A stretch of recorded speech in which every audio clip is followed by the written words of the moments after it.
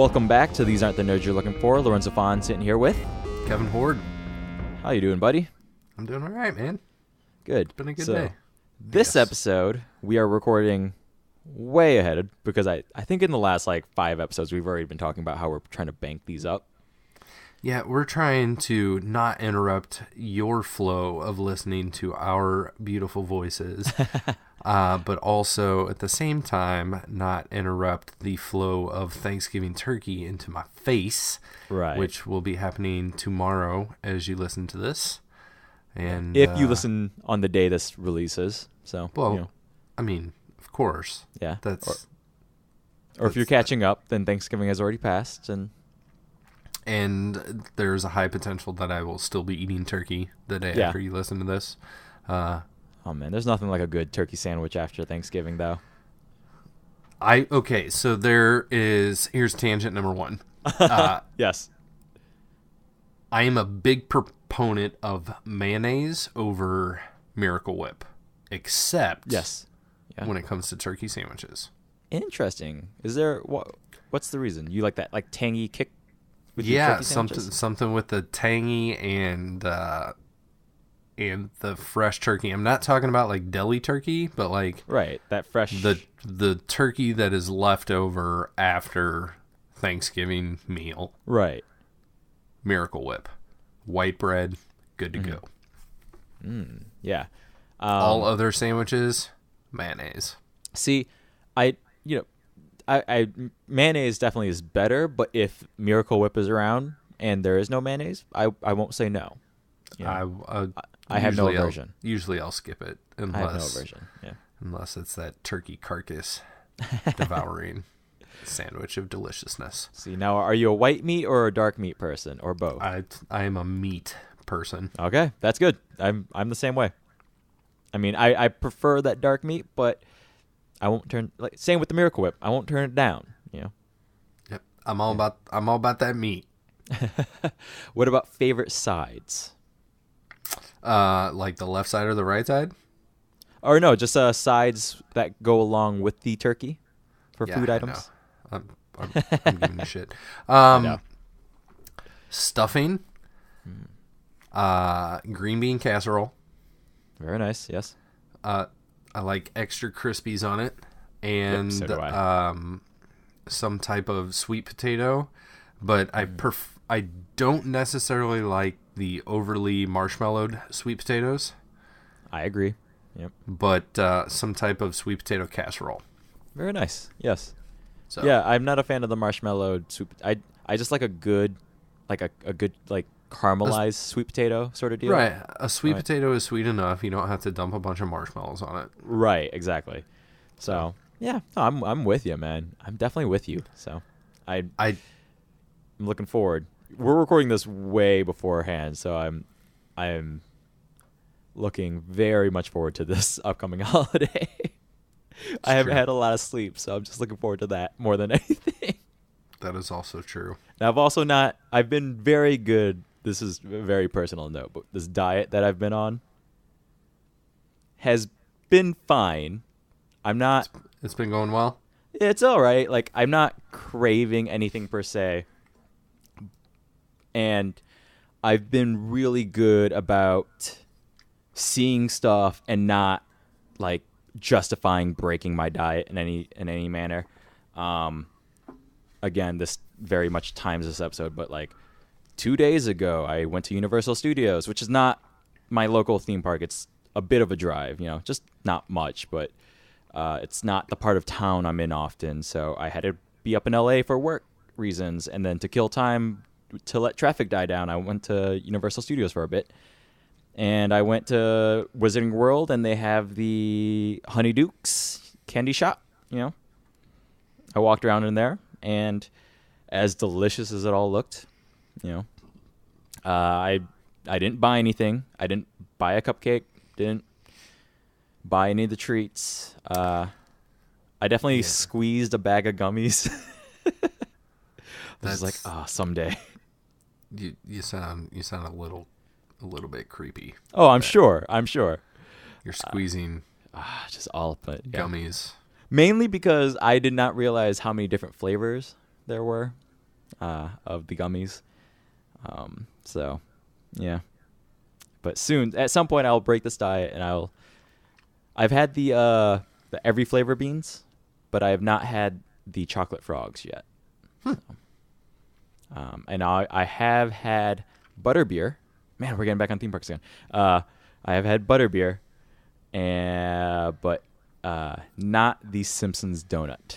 So, the Simpsons donut was that was the big one that I was definitely looking at. That was like, fuck, that looks delicious.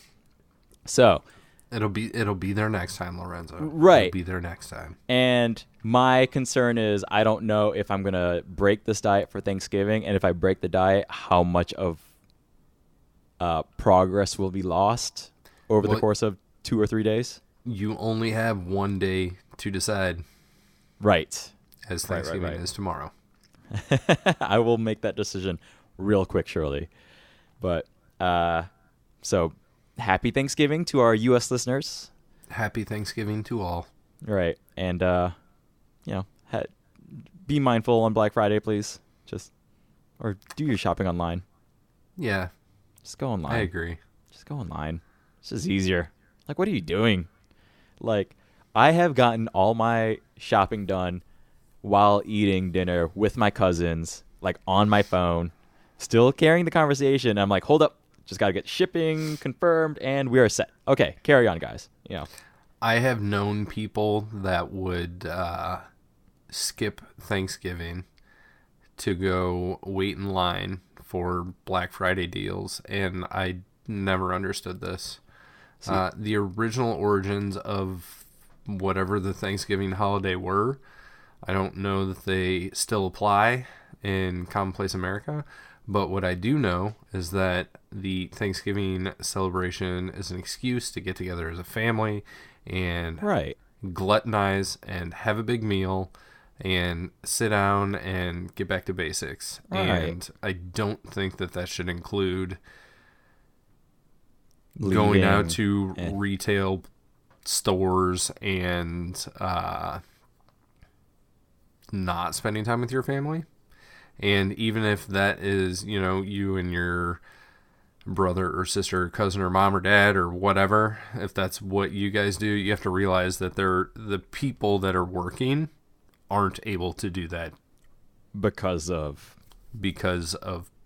people like you. Right.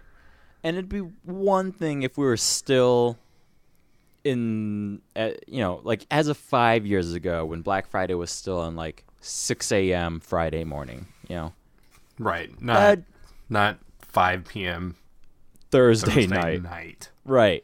See, that's what bothers me. That's why the last couple of years, I used to be one of those like diehards. I loved Black Friday. I loved the feeling of it. I loved walking around the stores, But again, on Friday, as soon as I saw like midnight, Thursday night, Friday morning start to happen, I think I did that a couple times, so I didn't skip Thanksgiving. I still went to Thanksgiving, but rather than waiting in line all night, I just showed up at like 10:30, 11, Yeah.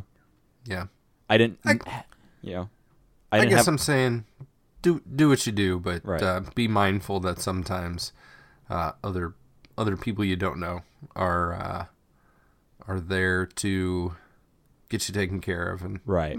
maybe they want to be eating turkey too.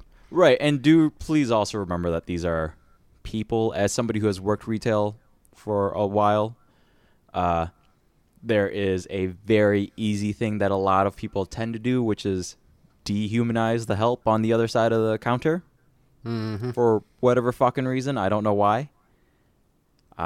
People used to think I was a wizard, Like, hey, do you have this? Actually, no, we don't. Well, you didn't even check.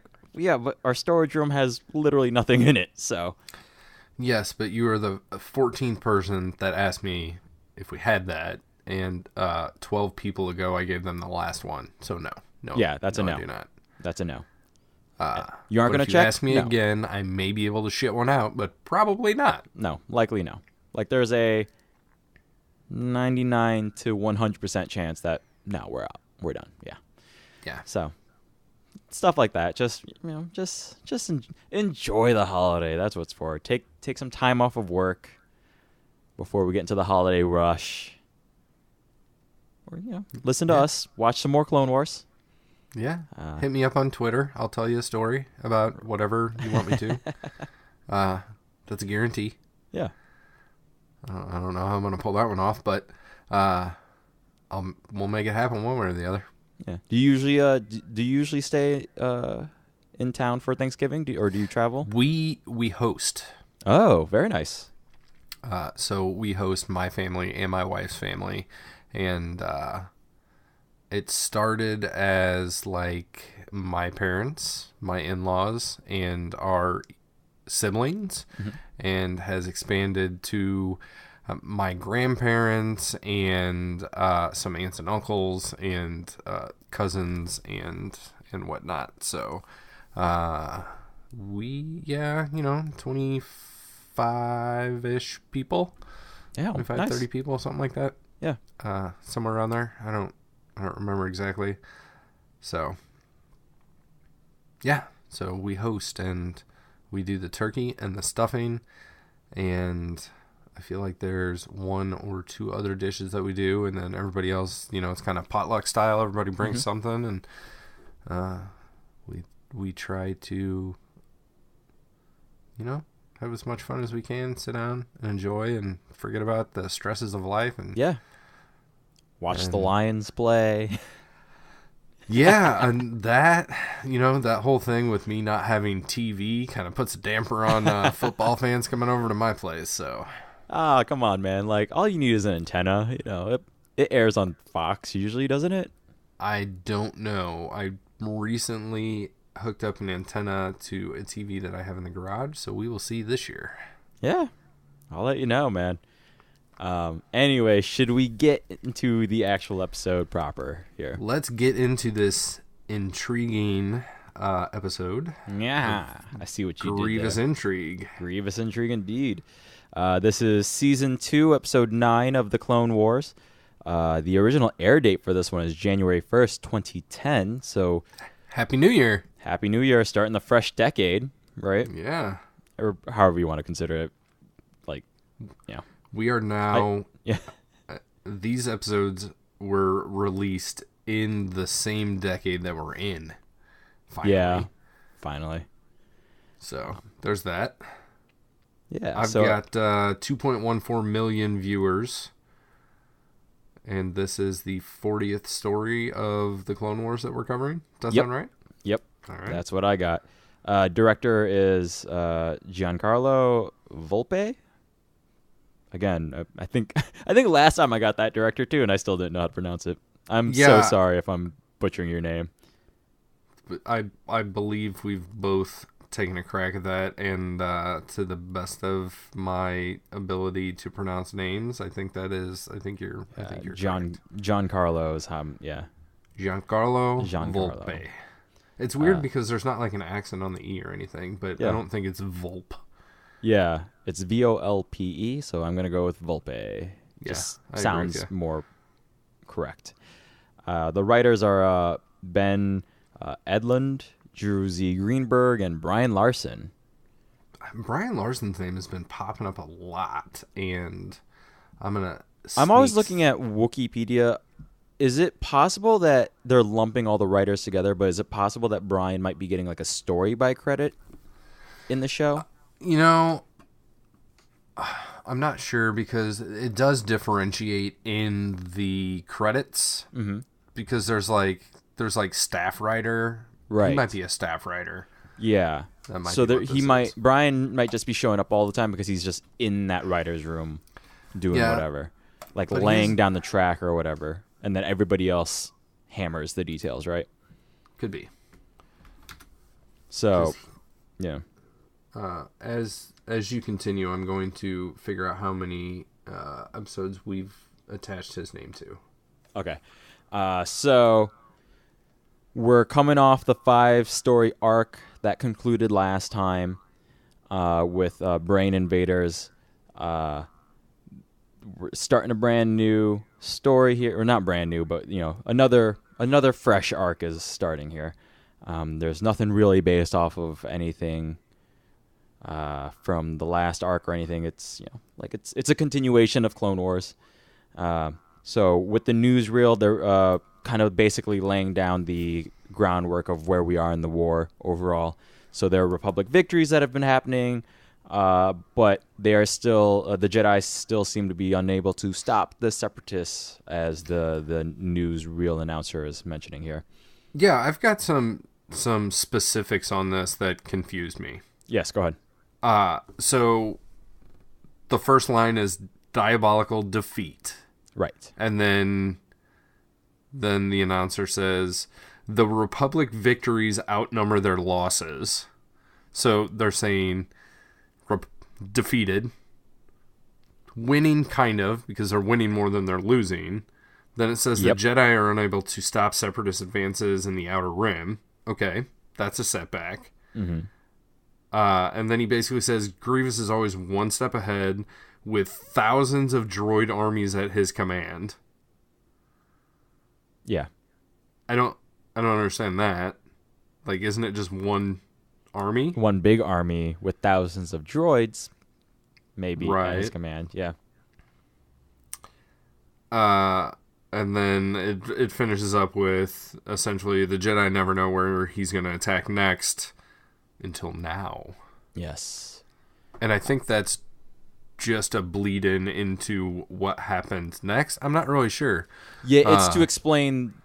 It's looking forward, right? So it's not the until now isn't regarding anything that has already happened. It's regarding what is about to happen in the next 20 minutes. So it's like Jar Jar has done all these things, but he's never slipped on a banana peel until now. And then Jar Jar slips on a banana peel. Yes, yeah. Ooh, Naoki, Annie. We skipped the fortune cookie. Oh, that's right. You want to grab that one? I skipped something last time too. Yeah. So the fortune cookie is for everything you gain, you lose something else. Yes.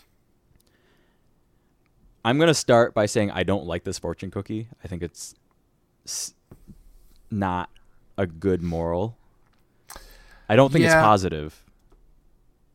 It's not very positive, but it kind of my first thought was like, this is not by someone in the Star Wars universe, but it's by that band from the 90s that sang that song, Every New Beginning Comes from Some Other Beginning's End, and like the way of saying that is like more positive.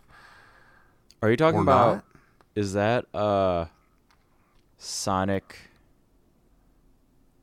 Oh, what is it? I don't remember. That's why I didn't name the band. It's hurting me now in the brain.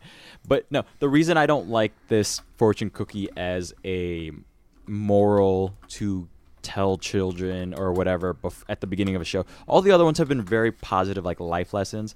But this one is kind of a downer in that you can't make advances in life without losses. Right.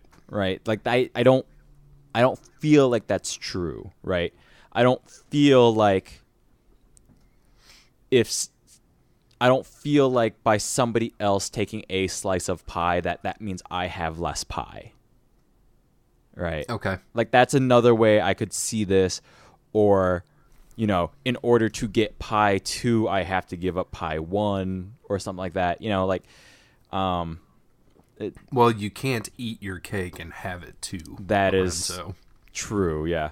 So I understand like this, and this clearly doesn't apply to everything, but this one is more definitive about, for everything you gain, you lose something, right? Mm-hmm.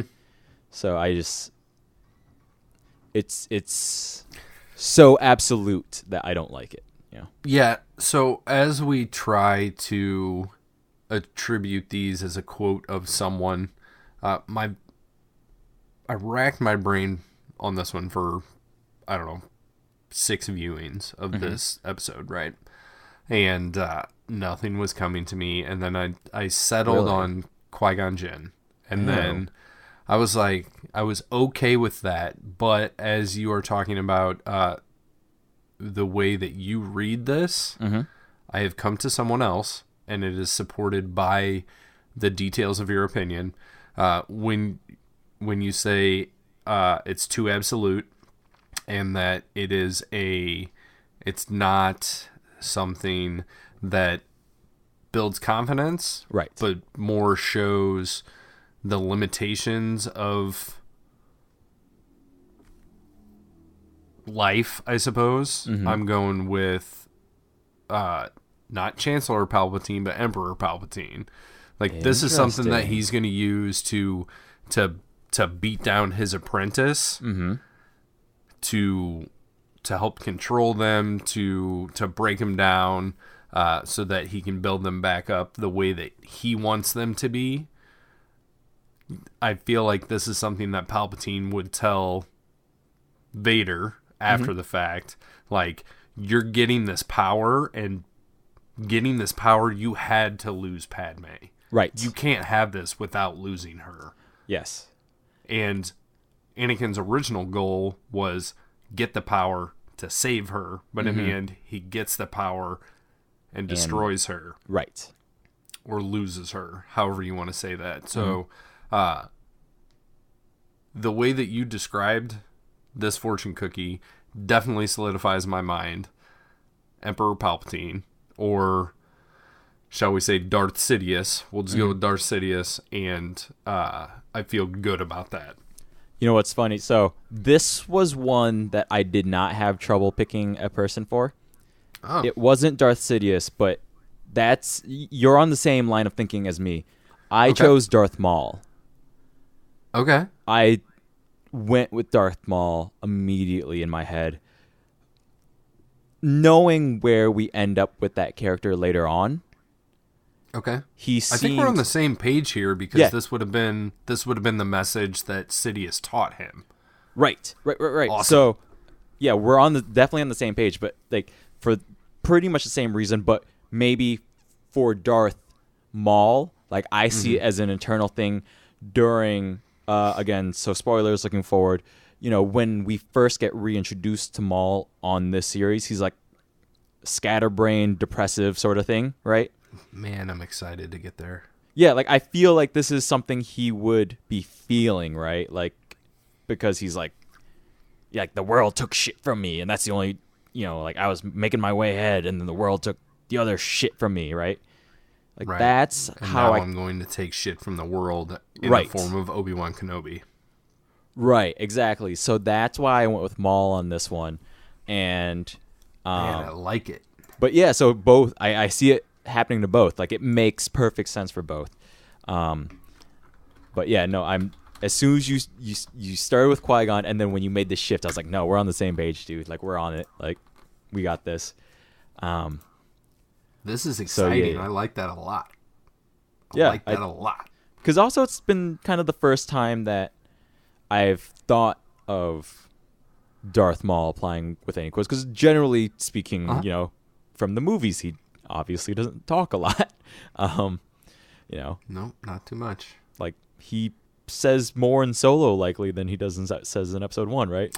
So I think there's like 3 or 4 lines that he drops in Episode 1, and I just know this because I watched The Phantom Menace the other day. Like the big one is, at last we will reveal ourselves to the Jedi, at last we will have revenge, and then there's definitely 2 or 3 other lines. Yeah. None of which I can remember. And in Solo, he's got 4 or 5 lines. Like he's still all strung together.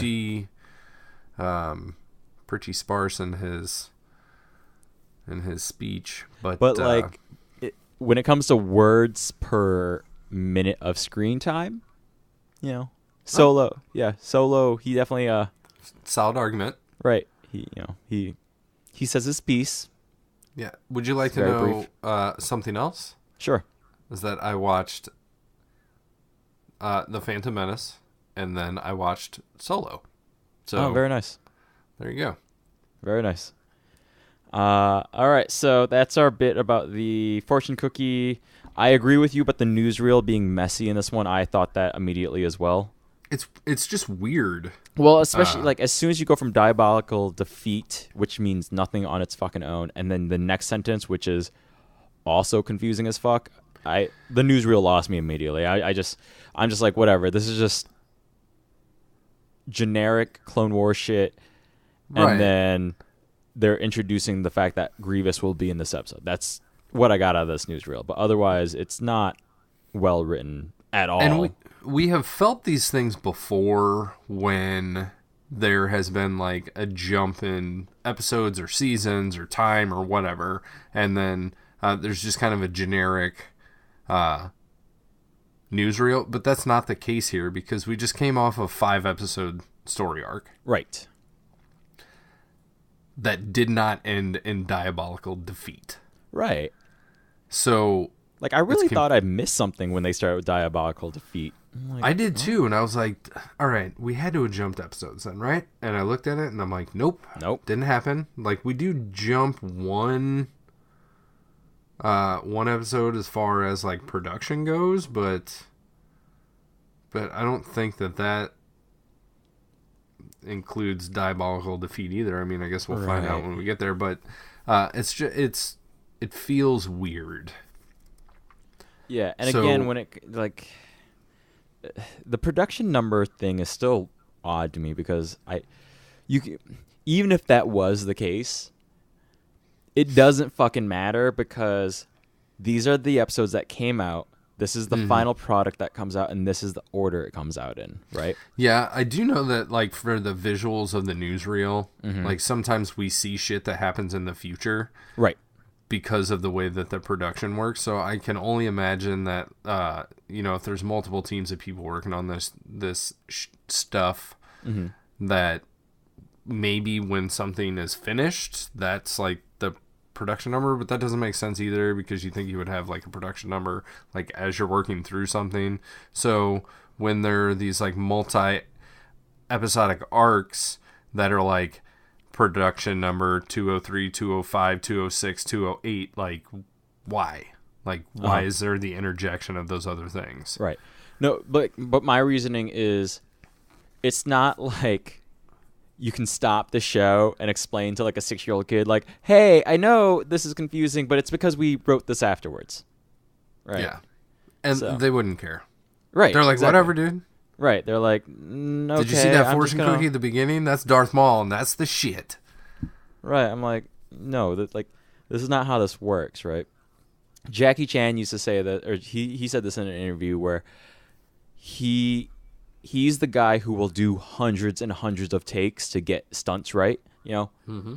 And not even just stunts, like just little shit, right? So there's like one of his more famous moves from an old movie of his is where he throws a fan in the air, it spins in the air, and he catches it one more time and then punches the guy in the face, you know? And he talks about how, you know, it looks easy and it was really smooth in the shot when they got it. But in actuality, it took, you know, some 70 to 100 takes because he keeps throwing it, it flies away, he throws it, it doesn't land right, he throws it, it hits him in the face, he throws it, it spins off again, he throws it, it doesn't make the spin, right? Mm-hmm. He keeps doing it until he fucking gets it right. And what he says in the interview is, you got to get it right because then you put it in the movie and then people sit down and watch it in the movie. But in the American Hollywood system, he was complaining about the Hollywood system. He goes, no, we only have so much time. Just do what we can and then move on. But you can't tell an audience member that, oh, there was no time that day and we ran out of money and the weather was bad, whatever, right? You can't go in every theater and tell people that, right? Right. All you they know, have to persevere. Right. All they know is that shot didn't fucking work and now they're upset about it, you know? So make it right or like what's the fucking point? You know? So as you gain that shot, you lose some time. You lose time, but man, you have to remember, pain is temporary, film is forever. That is true. Right. I imagine that this is probably the way that like YouTube series turned Netflix series, like the super awesome dudes or I don't even Dude know what Awesome that is. Show, Awesome Dude Show. I don't know what you're talking about. It's these guys. It's like these bros that, you know, they make like fucking trick basketball shots where they'll like drive a car down the street and then fucking like throw it and bounce it off a dude's face and then hook it off a gutter and it bounces over the house and like lands in a basketball hoop in a pool or something. They do all kinds of shit like that, like off of like parking garages, like shooting into a hoop that's 5 floors down or whatever, Yep. or throwing a spiral off a golf cart through a tire that another dude's holding in a golf cart, speeding in the opposite direction. Dude Awesome show, Dude Awesome Bros, something like that. I don't know. Yeah. But I would imagine that they would have to do these things endlessly until it works properly. Oh, yeah. So, congratulations to you guys on your perseverance and or skill. I don't know. Yeah. So, anyways, Anyway. this is what I'm saying about production numbers, right? Like, I'm not going to lie. I don't care about production numbers. Like, all I know is Diabolical Defeat makes no fucking sense. Like, I don't it know doesn't what the make any fuck it sense means. at all. So, anyways, moving on. Let's run on Moving through forward, this, right? let's go. So, we got Grievous. He boards Jedi Master Eeth Koth. Is that how you pronounce it? Eeth Koth. Eeth Koth. I have a bit to say about Mr. Eeth Koth. Okay.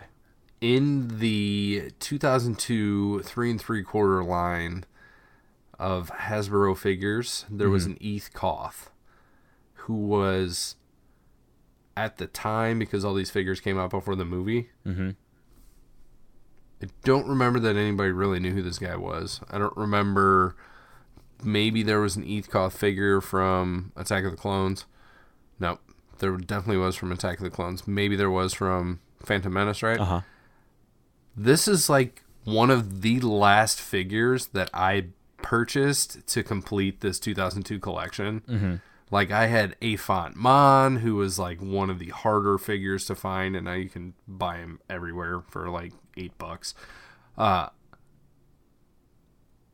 I went to Celebration 3 in Indianapolis, and I hit every single toy vendor on the floor looking for this dude and could not find him. Eeth I Koth? eventually... Eeth Koth. Couldn't find him. You could buy the Celebration exclusive figure on the floor instead of waiting in line for like 10 fucking hours. And you could not buy Eeth Koth. Yeah. I eventually found him on eBay and bought it from this dude that had like a 99.9% positive rating. Never received it. Got hosed out of my money. And then like went back and checked his account, and like somewhere right around the time that I purchased, he just started selling shit that I guess he didn't have. And it was like negative. And it was like hundreds of negatives in a row. Yeah. Just talking about how this guy fucking took their money and hosed them. Somehow eventually I found one. So I have it. And then like years later, my dad buys a bunch of Star Wars action figures at some garage sale. And he's like, hey, I got these for you. I paid like 50 cents. You know who's in it? Eeth Koth. Eeth Koth. Very nice. I'm not going to lie. I didn't really know who Eeth Koth was before this episode. Yeah, so Eeth Koth and another Jedi named Agen Kolar, Agenkolar, Agen Kolar, I don't know. This is one of those examples where there was different actors that wore the same suit. And then somebody thought this would be just fine. And then somebody else looked at the footage and they're like, that totally doesn't look like that guy. Like, George, no. Like, no. It's not the same person. Like, oh, no, it's close enough. They have, tan-colored skin and horns and brown hair. Like, nope, not gonna work. So, the character was renamed the same thing happened with another Jedi that we're going to meet, Adi Gallia and Stas Ali. Because, like, Adi Gallia filmed for The Phantom Menace, and then when it came to Attack of the Clones, they weren't in Australia. They were filming somewhere else, so they just found, like, some local model and, like, stuck her in, put her in the same, same costume, same makeup, same everything, and they just didn't look the same. So then Stas Ali was invented. Same thing with Eeth Koth and Aegon Kalor. I don't remember which came first. Okay, very nice. So that's my second rant on Eeth Koth. So yeah, I'll let it go, and we can move on. Yeah, let's push on through here. So Grievous boards Eeth Koth's ship, and he has commando droids with him, and the commando droids basically lay waste to the clone troopers on the ship. They just they beat him down. Yeah, it's not even really a battle. Yeah, they get wiped, and Eeth and Grievous get in a nice little fight, but then it ends with Koth getting captured. They fight a little bit more, but really it ends with Koth getting captured. Yeah, and this is totally a dirty fight on Grievous's. Oh yeah, Grievous's side. Like Grievous does the perfect circle, cuts through a door with lightsabers, and there is one comical effect where he kicks the door in. Eeth Koth ducks, and it just takes out this fucking stormtrooper behind him. Right.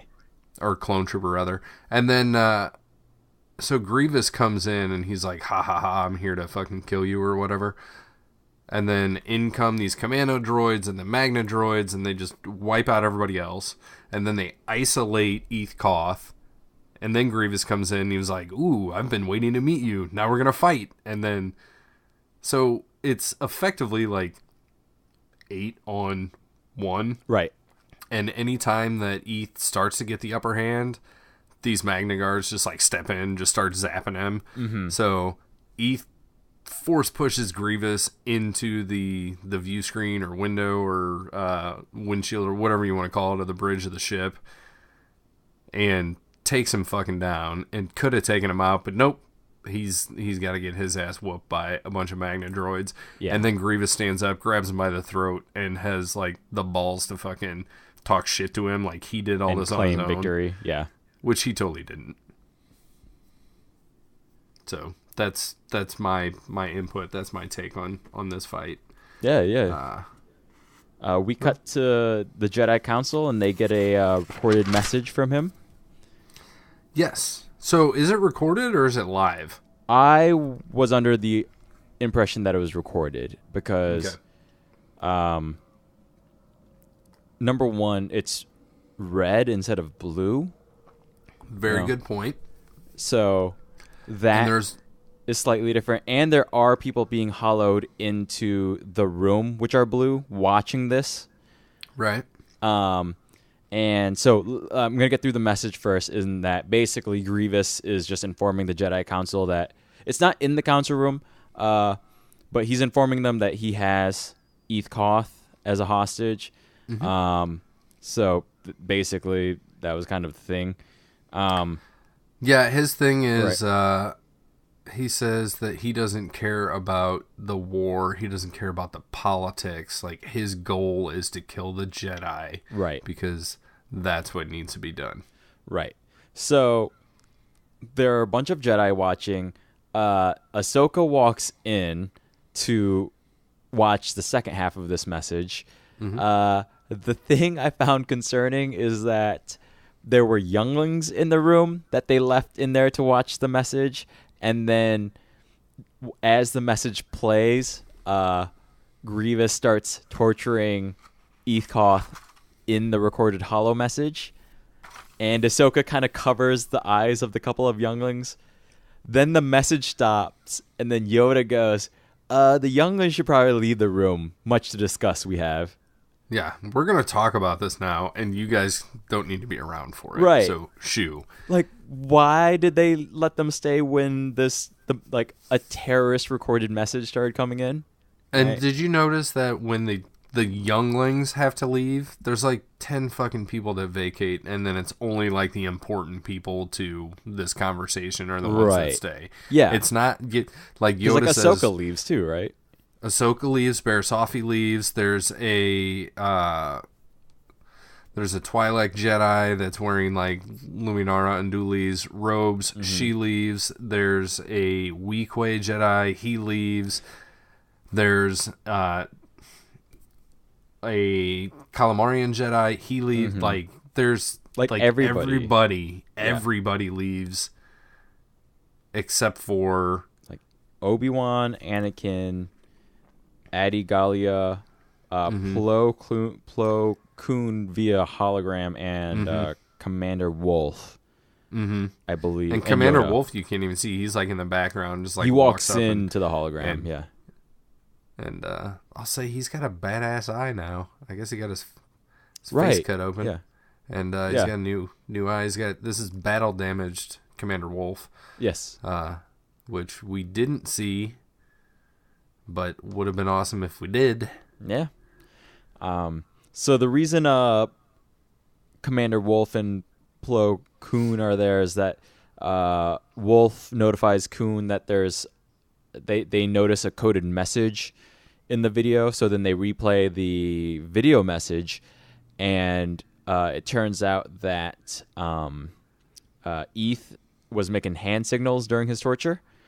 Yeah, he's using like ASL. Right. But I'm gonna call bullshit on this. This is not a replay. So when we watched the original, Grievous has this dialogue, and he says, "Death will not come so easily for Master Koth. I will make his suffering endlessly because I know that it is more painful for you all."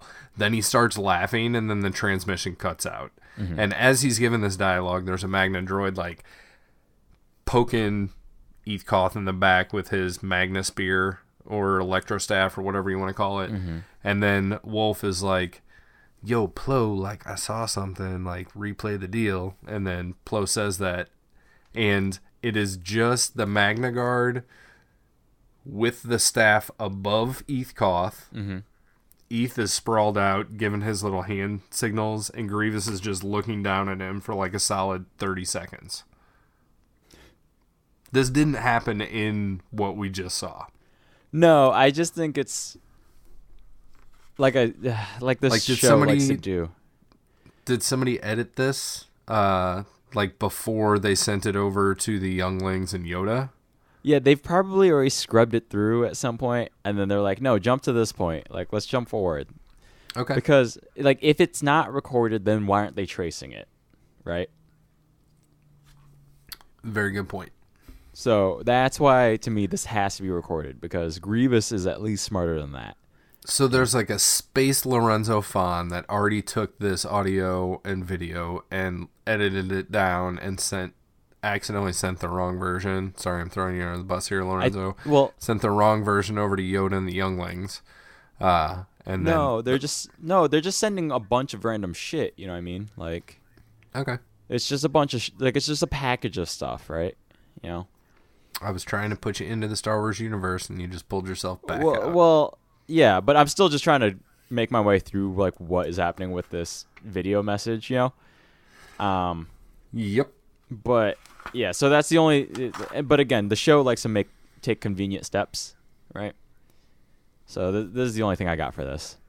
So through like 10 different variations of given like the surfer chill and like the devil's horns and like fingers crossed and stuff, Obi-Wan reads this translation as Seleucami System, Sector J-19 080529.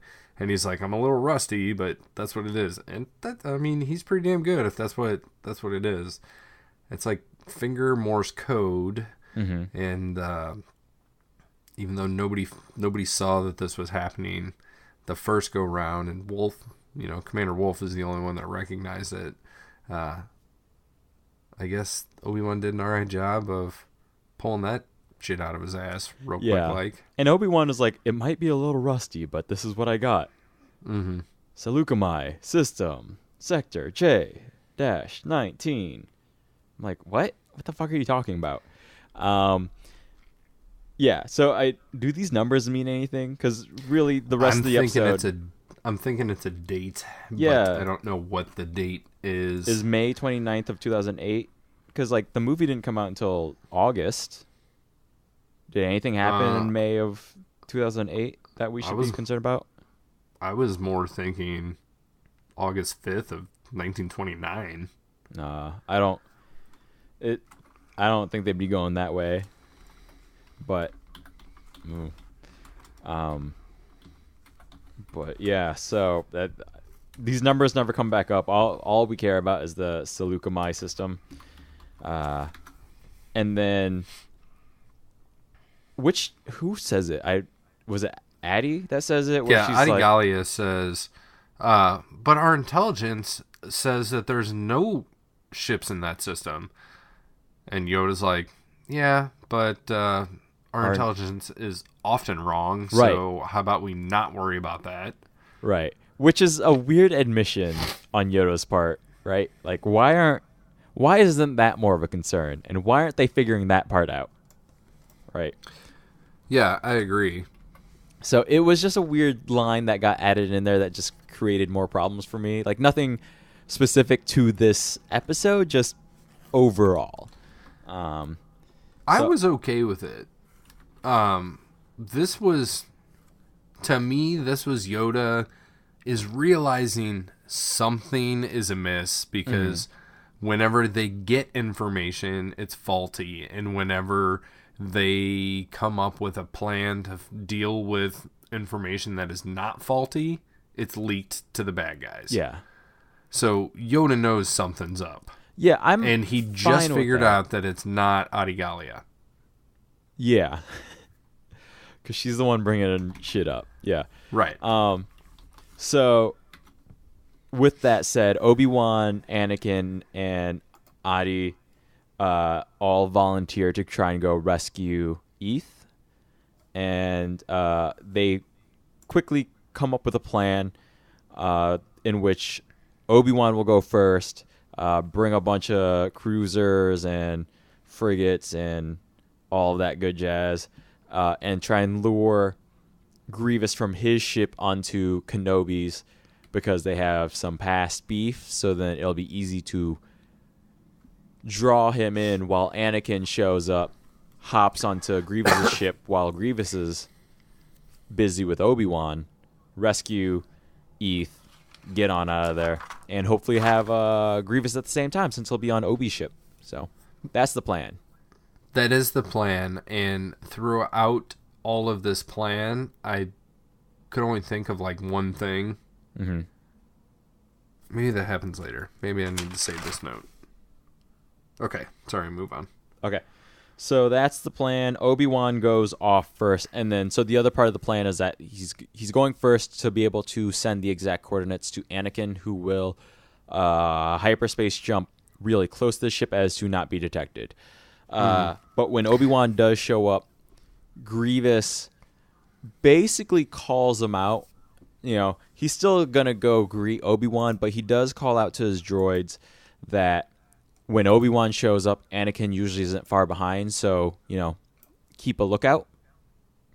Which I think is pretty cool that, you know, Grievous isn't mindless about the whole situation, because that is true. This is the problem with them coming in pairs, right? That when they often come in pairs, but then one shows up, like, oh, Anakin's here. Yeah. Obi-Wan's somewhere. Right. Or that's Obi-Wan's here, Anakin's somewhere. Right. So that happens, but nonetheless, Grievous does make his way over to Obi-Wan's ship. Let's see. Also, while so Grievous heads on over, they have their little banter, have an epic fight, of course. While this is happening, Obi-Wan has Yularen start a dog fight between the ships, basically, to try and just create more distraction, right? Yeah, it's basically one of those, we've got to sacrifice the clones for the sake of Anakin or another Jedi moment that Right. we've had a few times recently, which kind of sucks, but that's the way that I guess things need to be done. Mm-hmm. So, Lauren's like, yeah, what's he saying? He's basically like, yeah, no problem, we got you taken care of. Yep. Yeah, he's fine with it. I think He I got doesn't this. care. Yeah. He's chilling. He's like, yeah, this is our thing. At least we can take down some of their fighters. So there's some positives to it. The fight between Grievous and Obi-Wan definitely continues on here. And then the coordinates get to Anakin, who does make the hyperspace jump.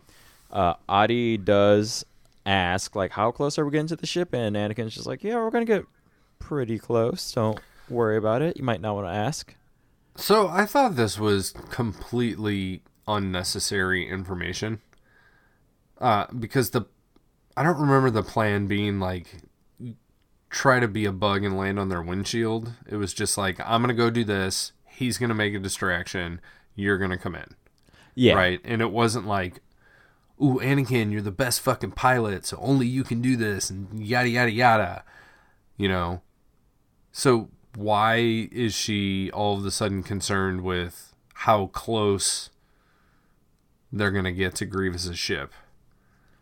Maybe Like, she's not a Jedi that flies often. You know, she just does. Maybe she's not an awesome pilot the way these other Jedi seem to be, right? Yeah, maybe. Like she's a C-3PO of Jedi. She just doesn't like. Isn't flying. that like Obi-Wan Kenobi? Like, oh blast! I hate flying. I guess. I mean, This is why I hate flying. Like he still shows off his piloting skills nonetheless, though. Throughout he's all of good that. at it. He just doesn't like it. He doesn't like it. Yeah, but at least he still understands what can be done via spaceflight and what can't be done. And he's not. I don't know. I guess he would question this, but all the same. Yeah. And my second question is, speaking of what can or cannot be done during spaceflight, I will say this hyperspace jump was not as close to the ship as when Padme almost smashed into the Malevolence way back in the day. Yeah. Like, she came out of hyperspace like balls deep in Jar Jar. Right. I agree with you. So when he does make the jump out of hyperspace, he's still basically at the edge of battle. And then he just flies in there real quick. And then he inverts his ship and he lands upside down, which for some reason means that the gravity is inverted also, and like the gravity is going towards the ceiling of the ship, even though it shouldn't. What's weird, because like the gravity is still always going to be on the bottom of whatever ship you're in, right? Except for it's not when they dock to the ship. It's not, because like Adi Gallia's got like these head tail things that aren't Montrails and aren't Leku, and they're like going up towards. I didn't even notice that. The top of her head. Yeah, because they're in the seats, the ship is quote unquote upside down. The gravity is going towards the ceiling for one reason or another.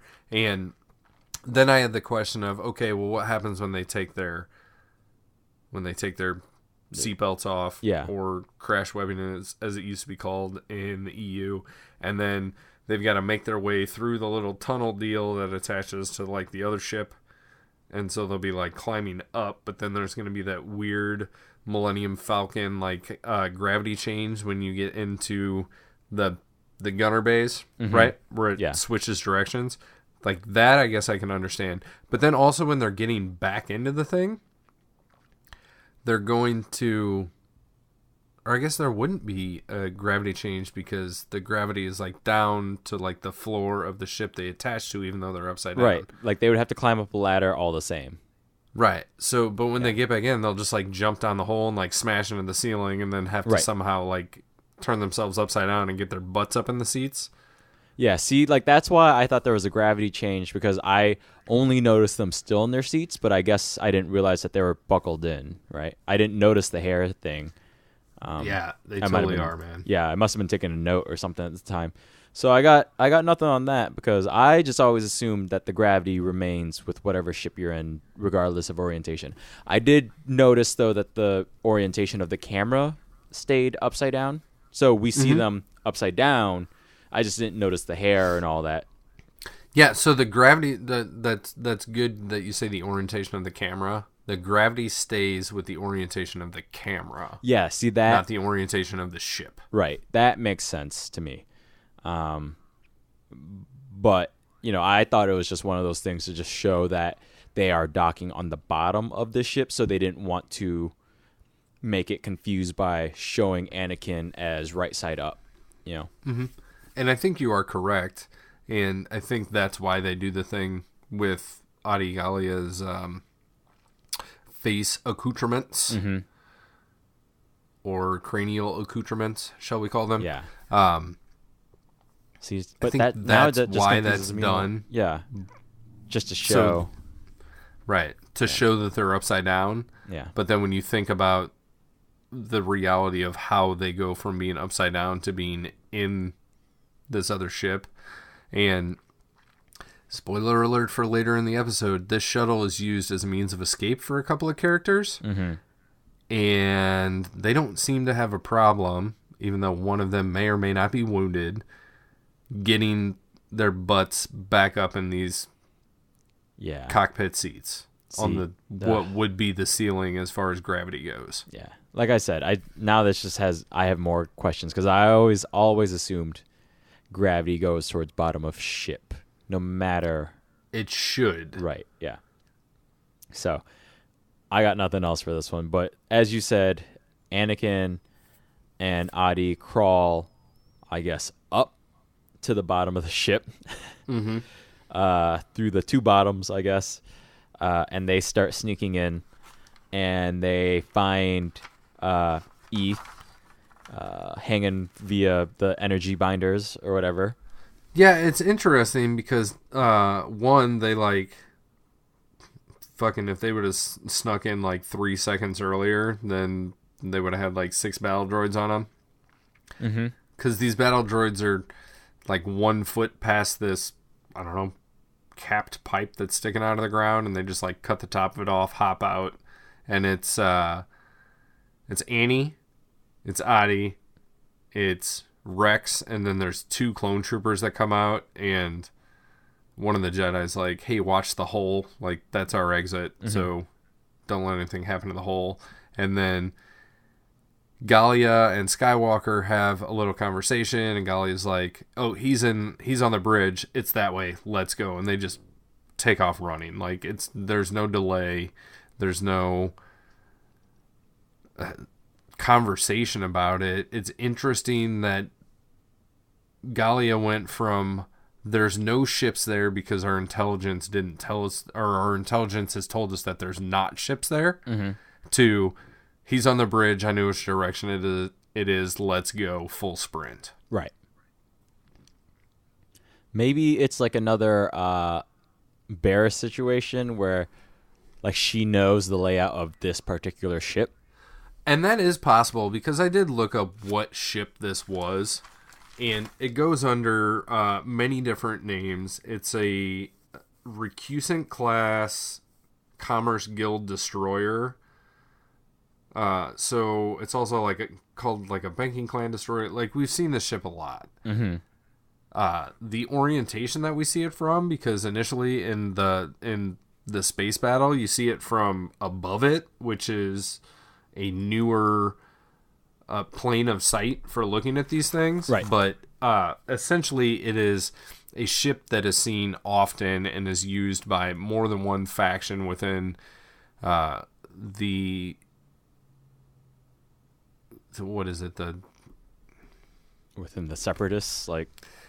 Yeah, I was thinking of like the grander term for the Separatist Army, but we can just go with the Separatist Army. It's like the Coalition of Independent Systems or whatever. Right. I mean, it's not like it's not a custom made vehicle. Let's put it that way. Right. It's a fucking Toyota that you can buy. Sure. Right.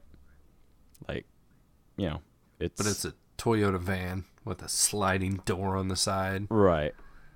So... From 1988. Boom. Yeah. So, like, but that is how I would reason this one. It's... Okay. Right. Like, yeah, no, the bridge is this way because that's where bridges are. Right? Like... Fair enough. So we kind of cut back and forth between them and Obi-Wan a little bit, right? Yes. So we get some more fighting between Obi-Wan and Grievous, who Grievous is kind of they're kind of taunting each other back and forth, right?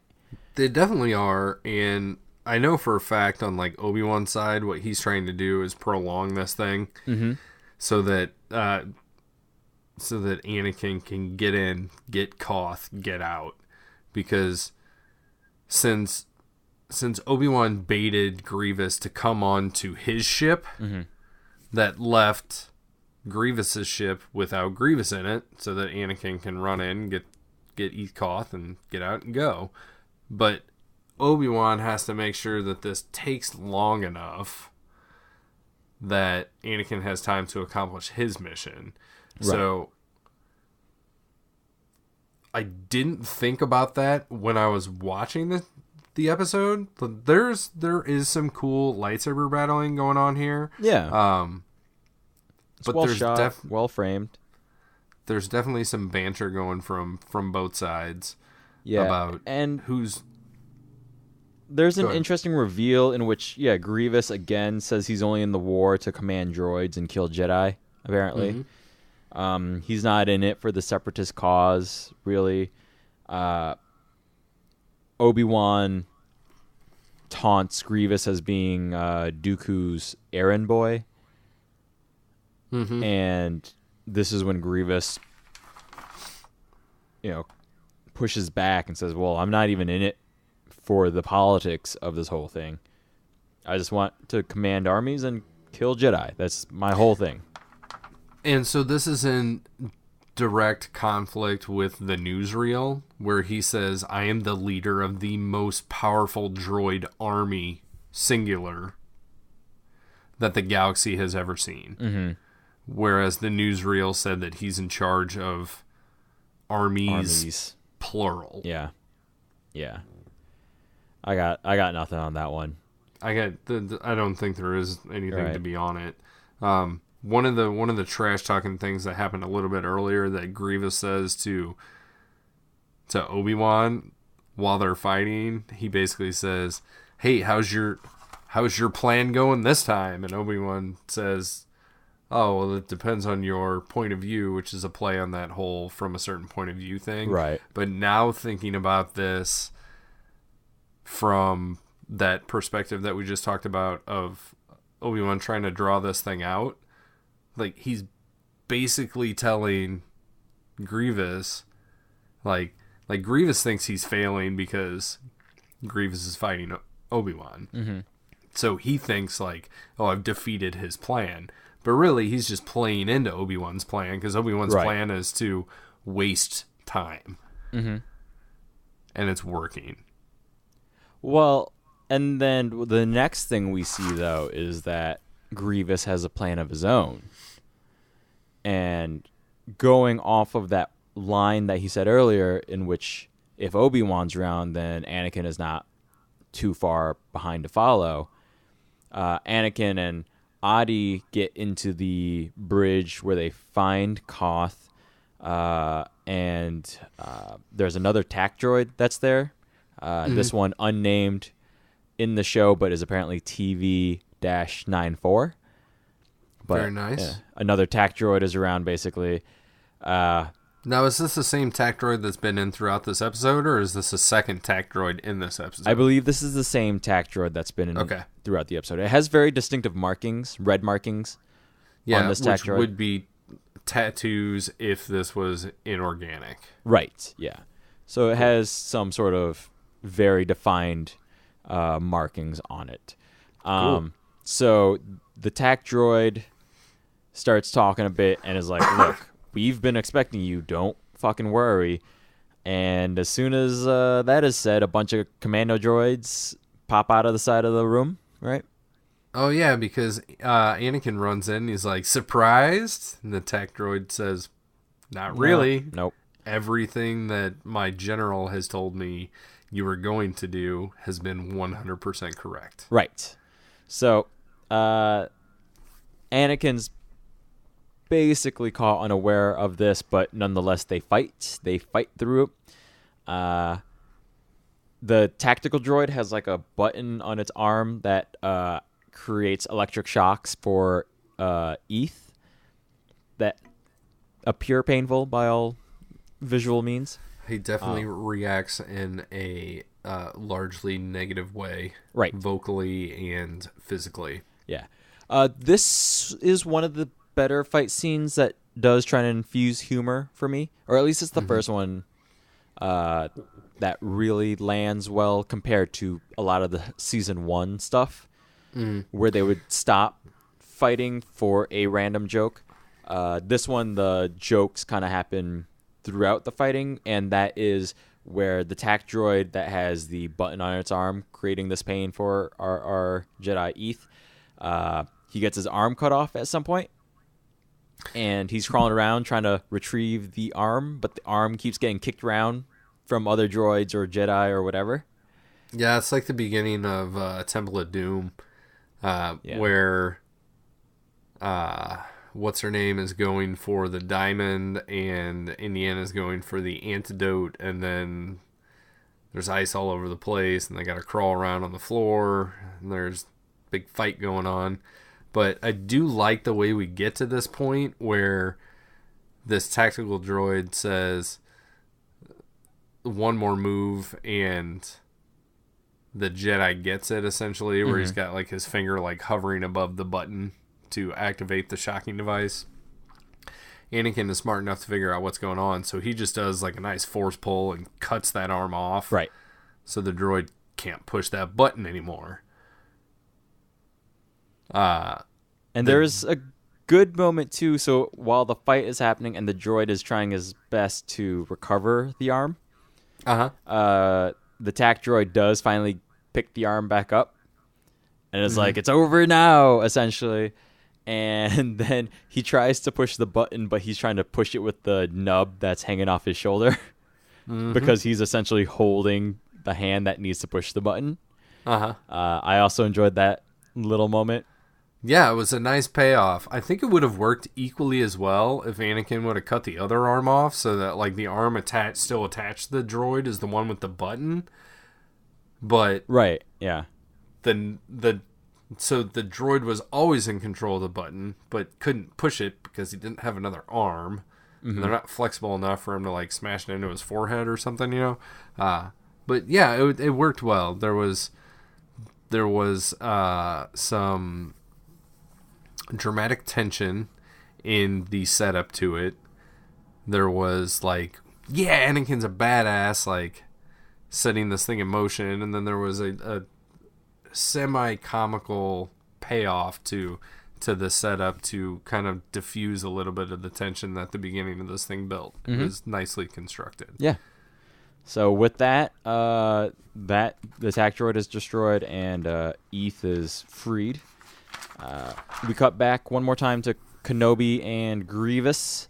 They're still fighting. Yeah.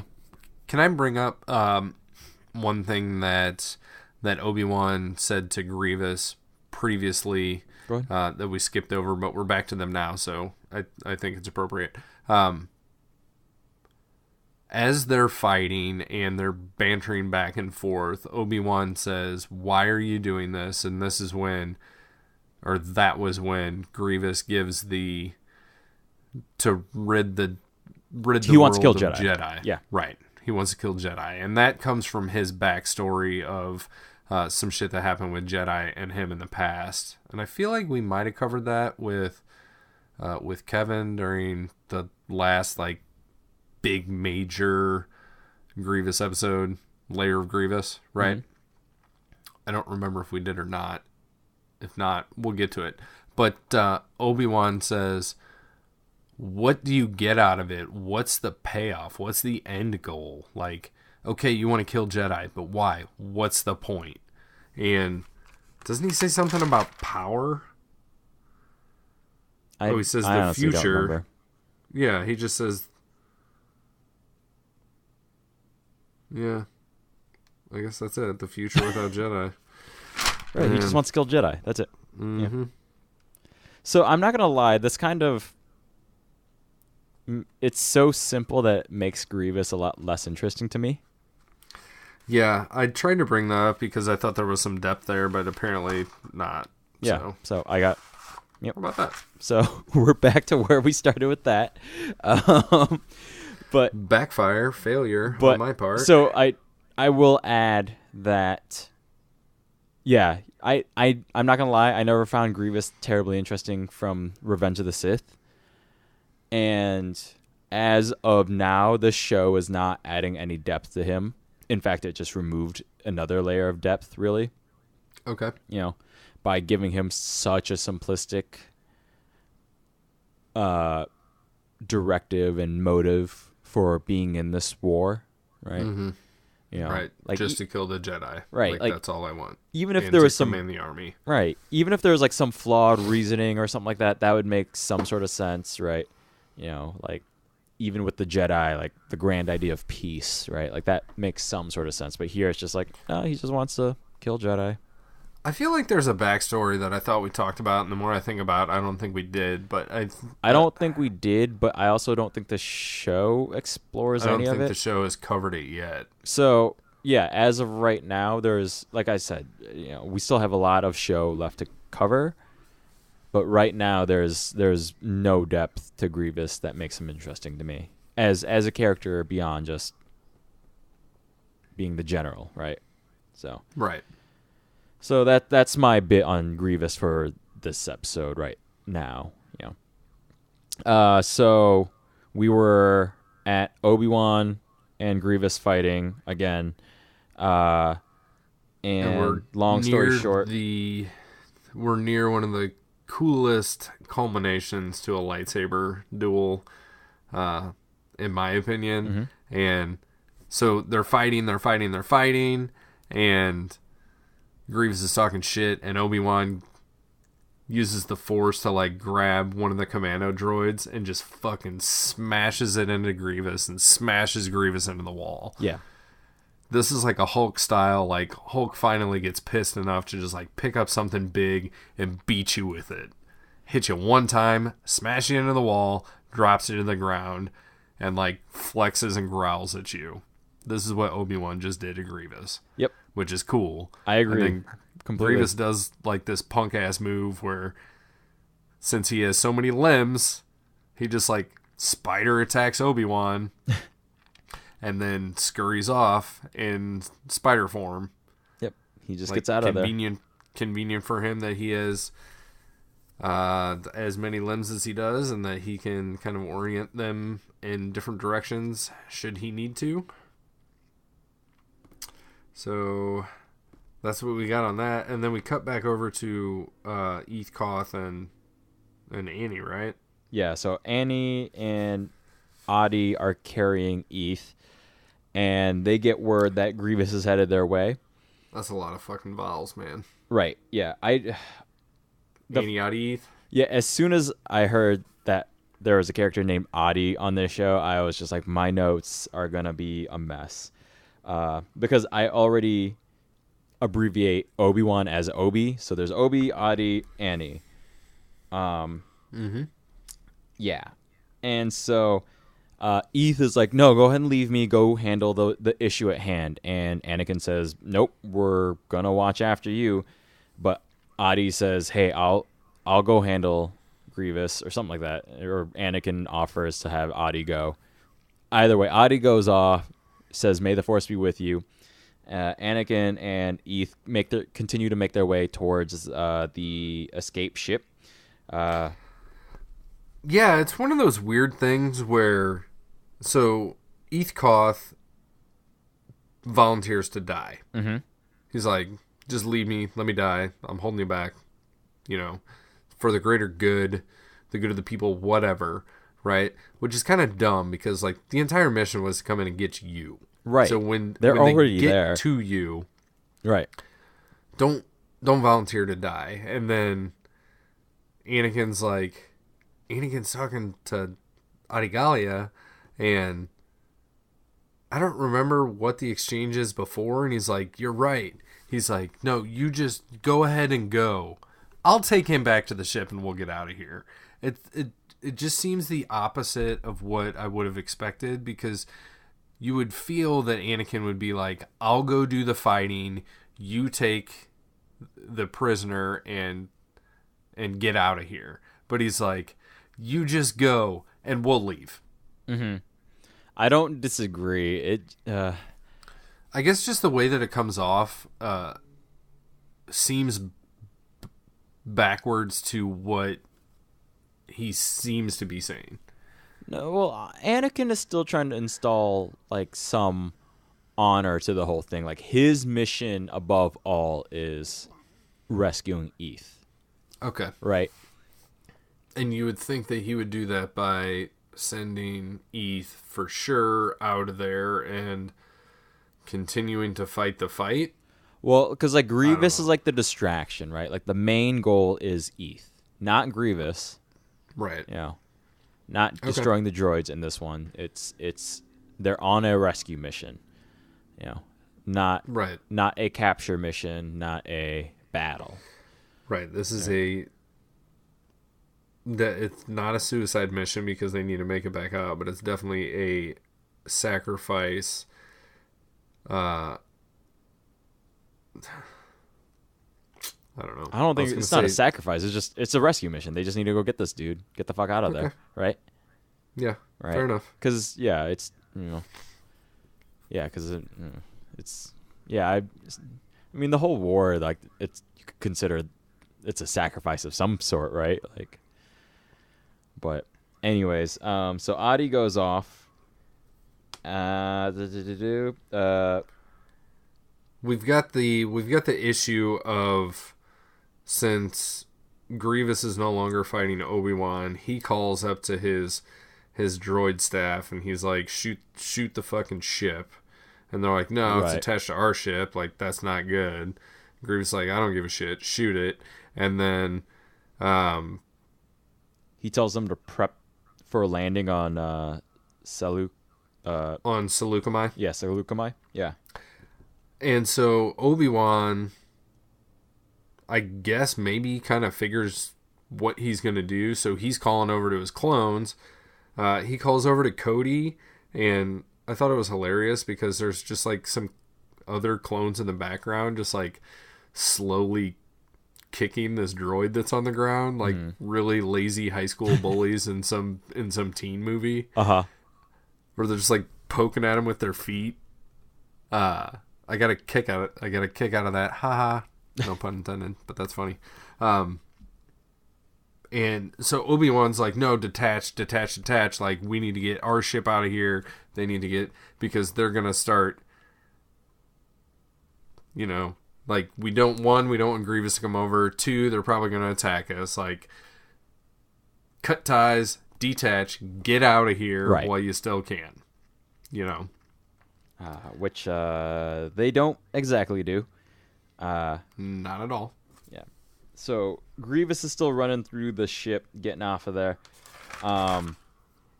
Obi-Wan does catch up to Grievous, right? And they fight basically in that little tube that's connecting the two ships. The I'm glad you called it a tube, because at first I called it like a jetway. That's good. There's an Earth-based term between the airport and the plane. Right. Is this a jetway on a spaceship? Something like that, right? Because I started with landing ramp, and I'm like, that's not right. And then I tried something else, and I was like, that doesn't taste good either. So I ended up just calling it like the space tube. Yeah.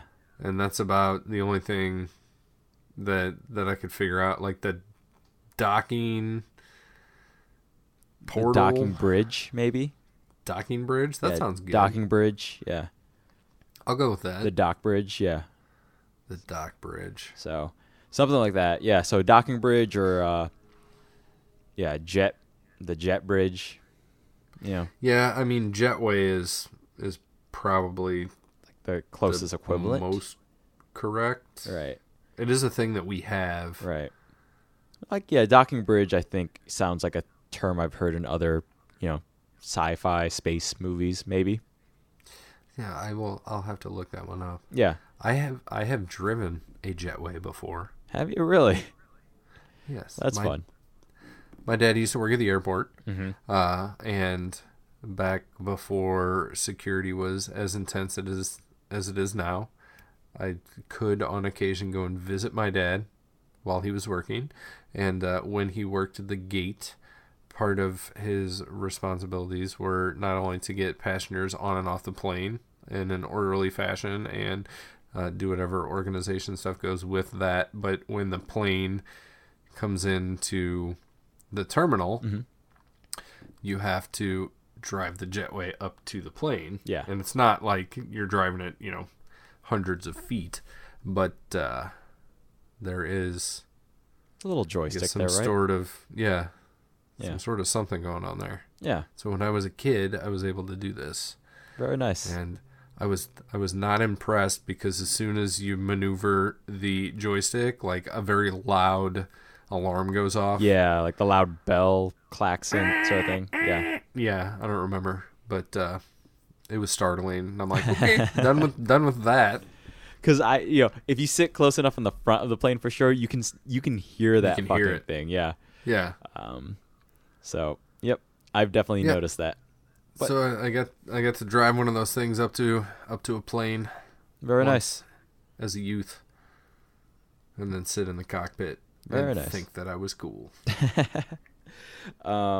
So, anyways, on this jet bridge, Obi-Wan and Grievous have another fight.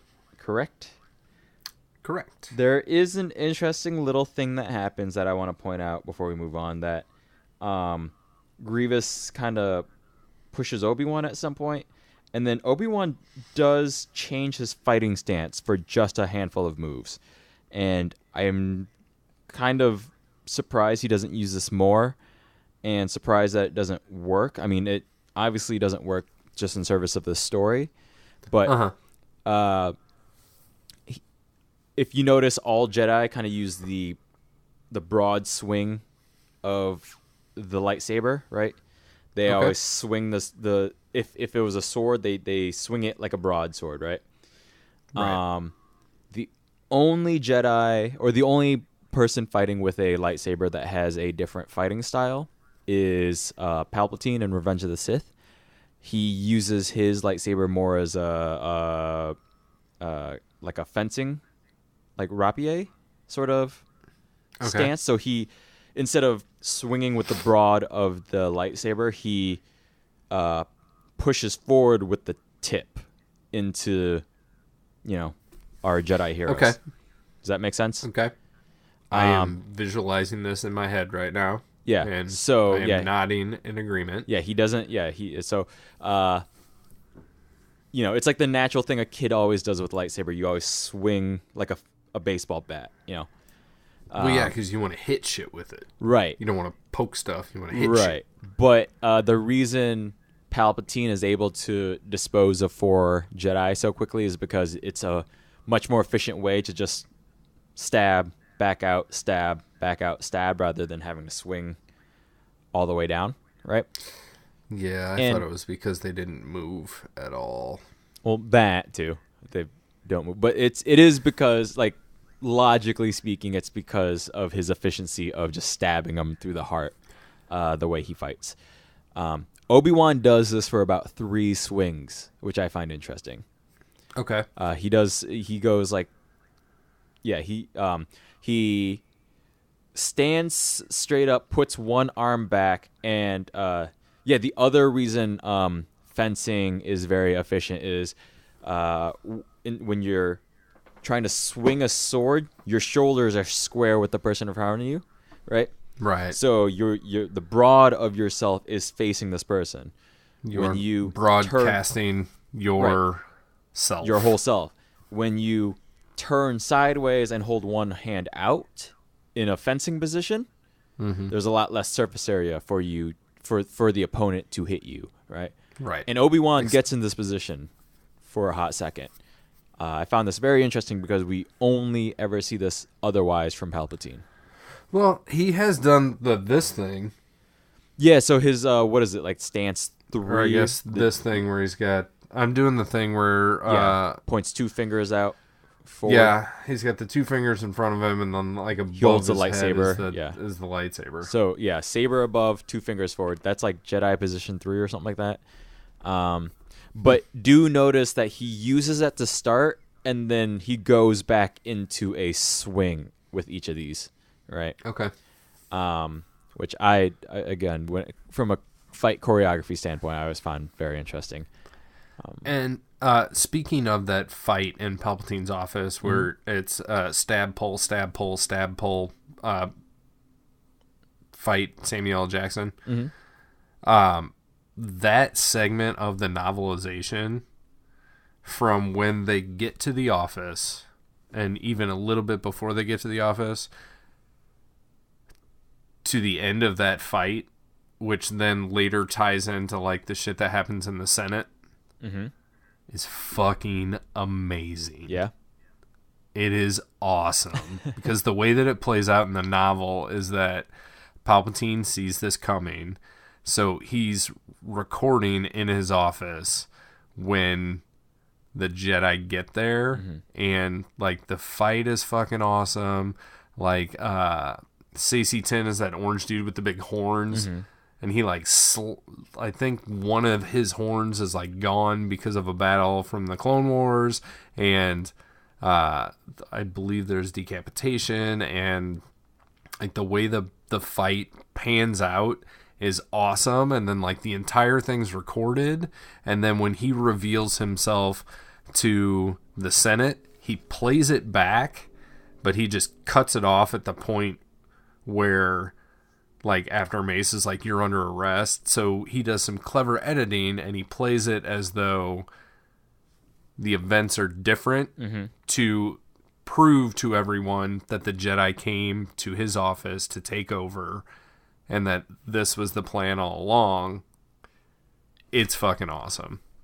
If you don't read any of that book except for that section, I recommend it. Sadly, none of it's canon, though. So I don't care, man. Yeah. I'm sure I'll hunt it down at some point, but not soon. I have a whole pile of books I can look at right now that I need to read. So I have Star Wars books and too. I will someday. All these Star Wars books. Someday I'm gonna shoot you a text message and say, don't answer your phone, and then I'm going to call you, and on your voicemail, I will just read it to you, and then you can listen to it later. Oh, boy. All right. It'll be like a mini personal podcast. Very nice. Yeah. Anyways, getting back. So I just wanted to note that it was odd to see Obi-Wan get into this different fighting stance. It doesn't last long, but in any case, Grievous basically escapes again. Scurries off like a spider. Yeah, he gets back onto his own ship. Again, they're on that jet bridge. Grievous says some random taunt or something like that, but he says, "Until we meet again." Oh boy, I don't. Yeah. Anyways, he says that, and then Adi comes in from behind him because she's been on the ship the whole time, right? Yep. And they get in another fight there. Right. Let's see. So, I guess the plan was, instead of like Adi going with Anakin and Eeth to like escape, he's like, we'll just escape and then you just go try to find the regular door. Yeah, and or just she's supposed to be going to help. Ship. Well, yeah, she's going to help fight Obi-Wan. Grievous. Yeah. Okay. Yeah, she's going to help Obi-Wan because they're like, hey, Grievous is trying to escape, but if we can keep him on the ship, that would be fantastic, right? 2 birds, 1 stone situation. Yeah, but if they already got Eeth and they're gone, then they don't have to worry about where Grievous is. What do you mean? Because the mission is to get Eeth Koth. Right, but then So Obi-Wan... she sticks with Anakin, Yeah. and they get him out of there. Right, but Obi-Wan wants to keep Grievous on his ship so that they can break off his ship, and then Grievous is also now a prisoner. Secondary mission. Gotcha. Yes. So then that's why Anakin is like, hey, I can carry this guy back to our ship, so why don't you go help Obi-Wan and fight off Grievous, right? So then that's why Obi-Wan is trying to fight him on the bridge, right? On the jet bridge. Mm-hmm. So, but then the fight doesn't go well. He ends up on his own ship anyways. But then that's when Adi comes in, fights Grievous to try and basically push him back towards the other ship. But then the ship ends up breaking off anyways. Starts sucking people out. One clone gets flung into space. But then, so Grievous crawls away. Adi shoots out a line that the Obi-Wan and the clones grab. Yep, And, like a little fishing line. Right. Pulls them back onto Grievous's ship. They're stuck there. They give a call into Anakin, who is like, hey, you guys are near a docking bay. Just head there. I'll pick you guys up. I'm going to pause you there. Yeah. Because the way that it plays out is Adi Gallia is like, we need to call for help. And Obi-Wan's like, no, we need to go get Grievous. Right. And Adi's like, no, realize that Anakin's gone. And we won't have a way. We got no way. Right. Your ship is fucking blowing up. So for the bigger purpose of this mission, we're gonna have to let Grievous go. Right. Which Obi-Wan thinks about for about 2 seconds, and it's like, yep, you're right. Yeah, I wrote that he looks conflicted, and then he's like, yo, Annie, where you at? Yeah, he's conflicted for 2 seconds, but he makes the wise choice. He doesn't argue about it in any way. No, he does not. His confliction is like a sigh and a sag of the head, I think. It's a quick acceptance, if anything, right? Okay. Right. That is an apt description. Yeah, like he's sad and then accepted within the span of those 2 seconds. Like or like disappointed and then accepts it. Yeah, I wonder if part of that is like, fuck, gotta call Anakin again. Not gonna hear the end of this one. Right. Like he's coming to rescue me. Oh God. So yeah, you're correct. So they run off to the hangar bay. Grievous jumps in his big ol' ship, right? Whatever that ship may be. What is that ship? I forgot. But anyways, he jumps because I thought a bunch of the droids were jumping into little escape pods for a second because another small comical thing that they kind of throw in is the droids are filing into like a hole in the floor. Grievous turns a corner from the hallway, grabs the droid who's just about to enter, throws him out of the hole, climbs in the hole himself, and shuts the hatch. And the droid is like, but he could have just gone through another hole. Well, gone through another hole, or like it's a big ass ship. I don't know why he couldn't just follow the droid or push the droid in or anything. Yeah, but leave the droid to die. I definitely did read this portion as escape pods. Right. That's what you're led to believe, and then it really is a giant fucking ship. Yeah, it's like his like biplane shaped spaceship sort of thing. This is the same type of ship that served as Cham Syndulla's secret base. Yes. Yeah. I thought it looked familiar, and I couldn't. They walked through the secret base for like a long time. Yeah. Right. And I'm not saying that they explored the entire thing in that time. I'm just saying this is ample big. It's fucking gigantic. There's like so in Attack of the Clones, why do I keep doing that? In The Phantom Menace, maybe Attack of the Clones too, I guess. But they're like these H-shaped craft with like a single like clam foot in the middle, and they hold MTTs, which are like multi-troop transports, which are the things, the big brown turd tank things that open up in the front and have like 50 battle droids in them. So if one of these ships can hold, you know, even dozens of these ships, and I think it's like hundreds, you know, it's like 220 of those, and then the like tanks, there's like 150 of those. They're fucking huge.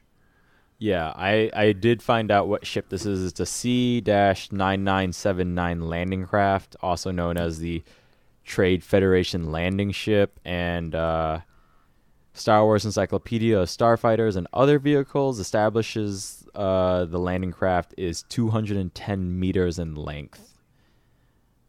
So yeah, it's fucking huge. It's fucking massive.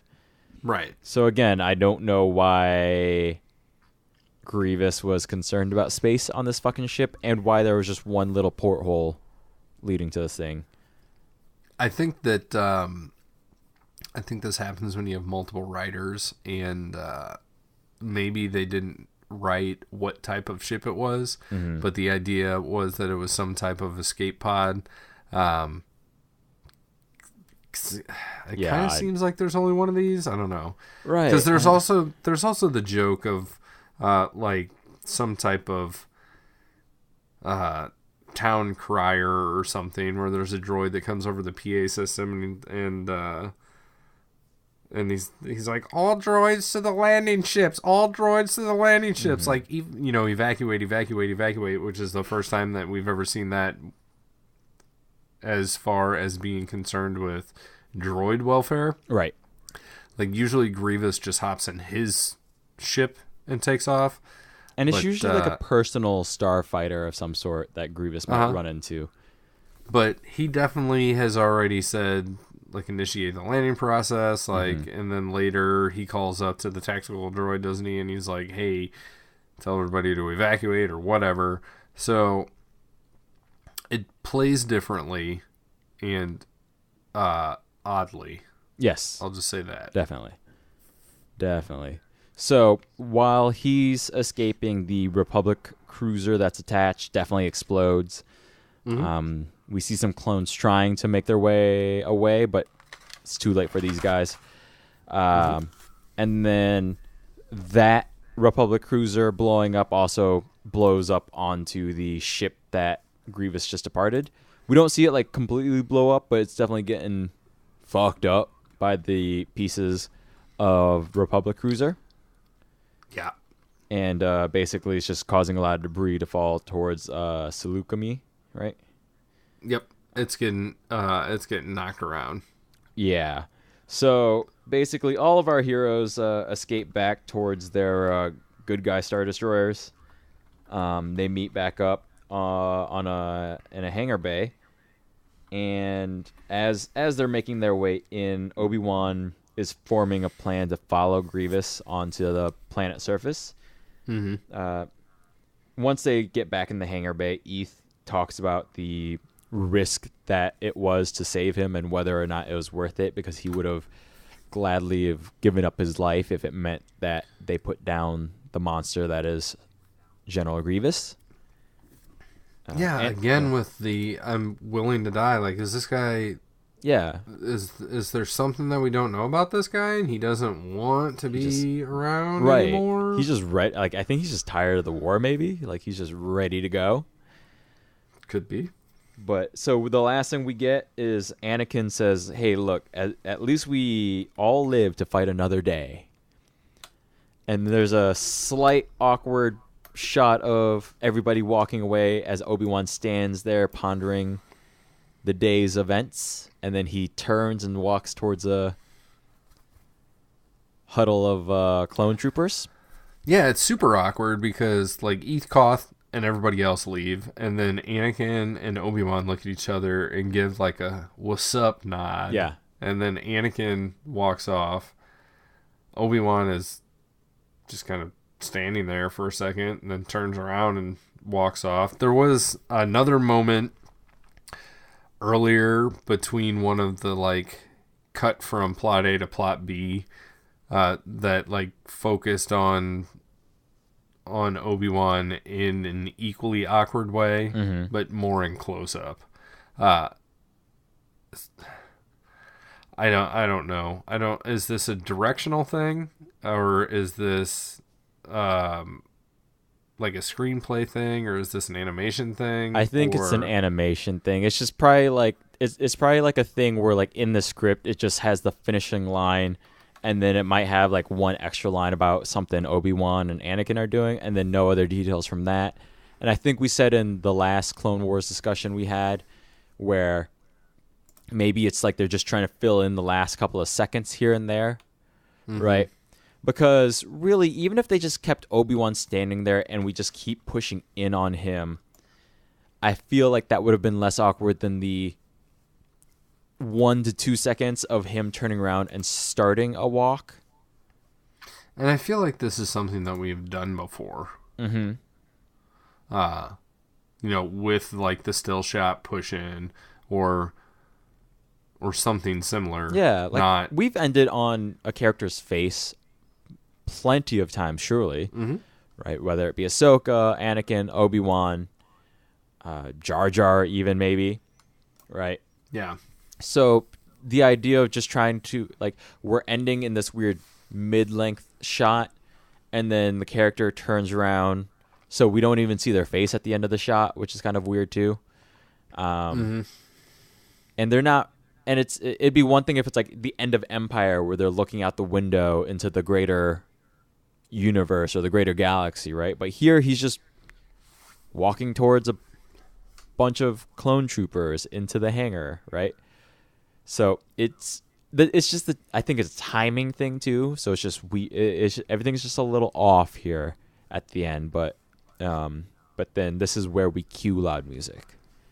Cue loud music it is. Right? So, yeah, there's nothing else on this one. But definitely the chess pieces are set for the next episode clearly here. Yeah, so this is considered a part one of a two-parter. Right. So next week we've got an episode called The Deserter coming at you. So we'll learn more about that. Yep. I'm later. Going to assume it takes place on whatever this planet is. I've already just lost. Seleucami. It's on Seleucami, and I thought that there was like I don't know, like an S-hop, like the Seleucami House of Pancakes, and there was somebody whose job was to provide desserts. So pretty sure that's what's going to happen. Grievous is going to go undercover because he can hold like 4 trays worth of desserts at one time. So I think that's what is going on, and he will be the deserter. Oh man. But we'll get to that next week. Yes. We'll talk about cherry pie with whipped cream and pecan pie and mincemeat pie and that's not a dessert pie, is it? It's pie, man. Pizza pie. Anyways, so that's next week. Yeah, next week. Carry on. Okay, so what about this week? The dessert pies. What do you think about this week? This week, thumbs up, thumbs down. Is that where we're going? Yep. This one was tough, and it was only through this past hour and a half of discussion that I have affirmed for, I don't know, like the 7th week in a row. I'm going thumbs up here. I liked this one. What was tough about it is the transition from the last 5-part story arc to this weird newsreel that we had, and then kind of it took a little bit for this to find its feet. Parts of it seemed like an excuse to have Grievous fighting people. Right. Definitely. And so the flow wasn't all there, but when we started breaking this thing down and talking about it, I got more excited. I got better feelings. It gives me a desire to see what's next. So that being said, I have to give it a thumbs up. All right. Yeah. Honestly, I agree with you. Not a perfect episode, but I think it's still not by far. Yeah, but it's still a good episode, right? And yeah, I agree with you all the way.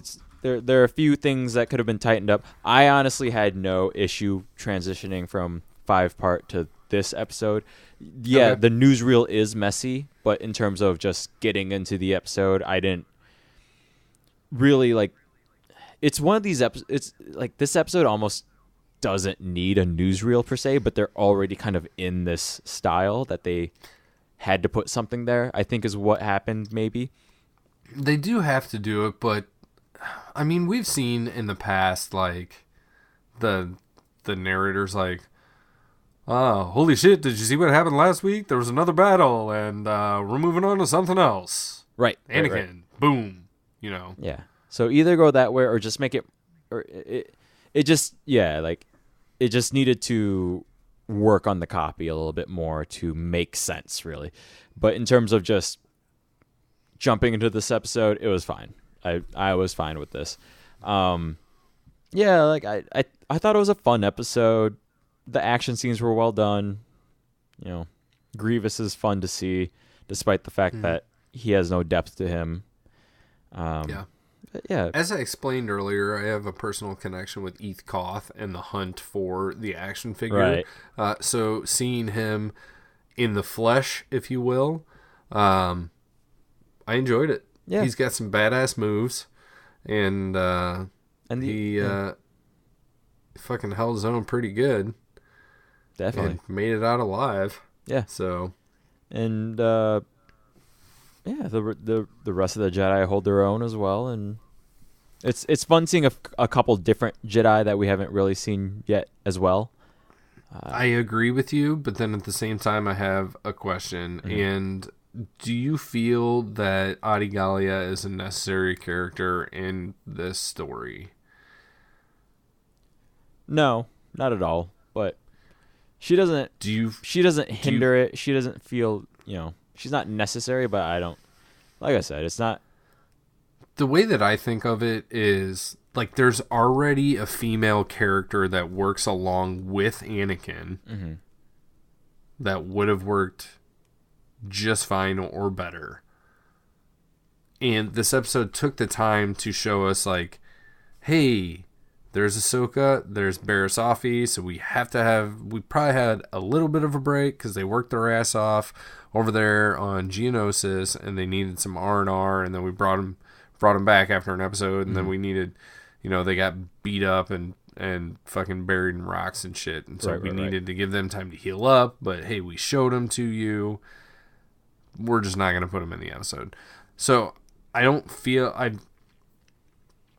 Adi Gallia's character in this episode feels like an excuse to put another female Jedi working along with Anakin, as opposed to just building on the relationships that you already have. I honestly don't mind that because they do a good job of kind of just introducing her and moving on. They don't spend a lot of time trying to set up every nuance about who this person is, per se. Okay. Right?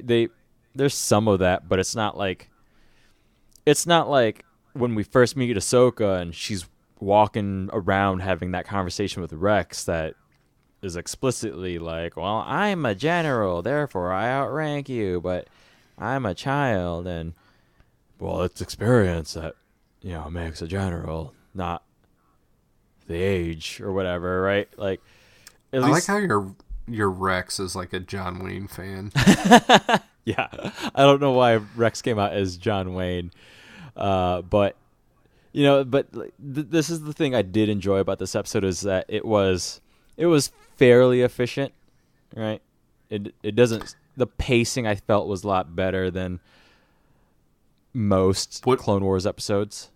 What if we did this? What if Adi Gallia was Luminara Unduli instead, and in this episode, she's not like as like cheek clenchingly tight in her approach to things, and Anakin's like, hey, this is what we're gonna do, and even though it's like a crazy fucking plan, she's like, okay, like, let's roll with it. And it gives her an opportunity to loosen up a little bit and just trust Anakin, and things work out well. Well, I mean, like I said, that is a fine alternative, and I wouldn't be mad at that. But it doesn't matter. But yeah, to me, this is the episode that got delivered. We got Adi Gallia.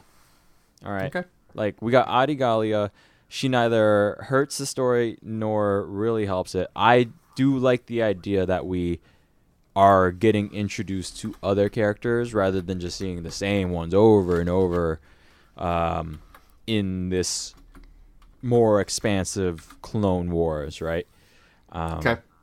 But, you know, they could have traded her out for anybody, and that would have been fine. I don't think I would have missed Adi Gallia because I wouldn't know who the fuck she is, right? But as is, Adi is, I think she's fine. Like, I might forget her after 2 more episodes, but as of right now, you know, that's cool. Yeah. Like I said, it's not a great episode. It's fine. It's okay. You know, okay. Cool, man. It's fine. Like, Anakin and Obi-Wan seem to be doing their thing, right? I don't know. The last thing that I have is that Eeth Koth was voiced by Chris Edgerly, and Adi Gallia was voiced by Angelique Perrin. Oh, very nice. Chris Edgerly has done various voices on The Simpsons and some other shows. Where did his tab go? Voiceover work from Celebrity Deathmatch, Codename Kids, Duck Dodgers, Harvey Birdman, Kick Buttowski, The Simpsons, Wolverine and the X-Men, and so on. And Angelique Perrin, I did not look up. I was hoping that you had some info on her. Nope. I got nothing. So. Fair enough. All right. Anything else for this episode? That is all I got. All right. That's our discussion for this week. If you want to email us, you can reach us at notthenerdspodcast@gmail.com. You can reach Kevin, who's in charge of our Twitter, at nottthenerds. I'm running our Facebook at notthenerdspodcast there. As always, we always like to thank Lindsay, who put together the jingle at the beginning and end of each episode. If you'd like to reach her out to her for any musical requests of your own, you can reach her at strangefantasymusic@gmail.com. And also, we'd like to thank Kevin Warren, who put together the cover art that we have. And you can reach him on Twitter at TheyCallMeKdub. Anything else there? That's all that I can think of. Yeah. Have a happy YouTube. Yeah. Have it. Oh yeah, YouTube. Yeah, we our episodes are being dropped onto YouTube as well. They're still audio only. We don't have any video that goes with it. But if that's just an easier way for you to get to it, just search These Aren't the Nerds You're Looking For on YouTube. Definitely either search for the whole thing, or you can search for my name, Lorenzo Fon. That's Phan, or Kevin's name, Kevin Hord, Hord. On YouTube, will come up that way as well. But definitely make sure you type in the whole show title. These Aren't the Nerds You're Looking For. Yeah, if you type in Not the Nerds, that tends to bring up other stuff. Yeah, you're going to go on a wild goose chase there. It's going to take you a little bit. Yeah, but basically in any search, you got to go the full title, and we'll come up. We'll be like the first thing if you search These Aren't the Nerds You're Looking For. But yeah, so every episode is up on YouTube, everything. So everything's all set there. And I think we've talked about it before. Kevin and I are probably thinking about maybe trying to add some video component here and there. Maybe not. It's something that we would like to do in the future, but at least on my end, that takes some more setup of equipment and other things that we don't want to half-ass anything. Right. Yeah. So we're going to take our time getting that stuff going and developing that project along with these other 2 things that we're doing. We're covering Resistance as well. And, occasionally we have some alternative special episodes, I guess you would call them. And we've got ideas for just other, extra discussions. Stuff like that like that in the future. So there you have it. Yeah, awesome. If you have any other suggestions and stuff, that just reach out to us. But yeah, until next week, these are not the nerds you've been looking for. I just extended that title even more. These aren't the nerds you're looking for, and happy Thanksgiving from Kevin and Lorenzo. Yep. Bye-bye.